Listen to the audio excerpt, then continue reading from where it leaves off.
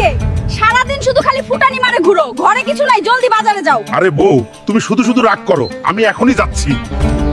আরে বাজার তো পরে করা যাবে, আগে বন্ধুদের সাথে একটু আড্ডা মাইরে আসি। বন্ধুরা কোথায় তোরা? আমি আইতাছি।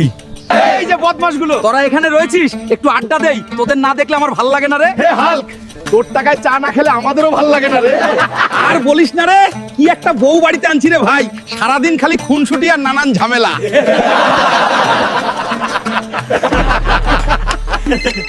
মনে হয় শ্বশুর বাড়ি থেকে ফোন এসে গেছে। ঠিক আছে রে, আগে ফোনটা তুলে কথা বল। কেউ হালকো জামাইকে খবর দাও। না হলে আজকে আমরা বাঁচবো না রে।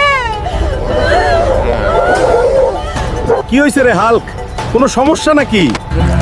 আমার শ্বশুরের শিয়ালে কামড় দিছে। তোরা থাক রে, জলদি আমাকে শ্বশুর বাড়ি যেতে হবে। ঠিক আছে হালকা, জলদি যা রে, না হলে অনেক বড় সর্বনাশ হয়ে যাবে। বাঁচাও, কেউ আমাদেরকে বাঁচাও।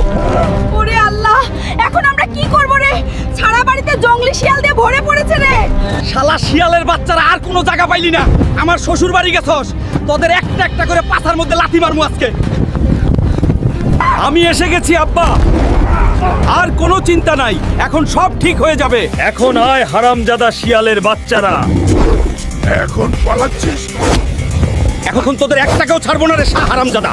আমার শ্বশুর শাশুড়ির সাথে বেয়াদবি চলবে না রে। আজকে মতো বাঁচলাম, হাল্ক সবগুলোকে দাঁড়িয়ে দেবে। এখন আর কোনো চিন্তা নাই, সবগুলো শিয়াল পালিয়ে গেছে।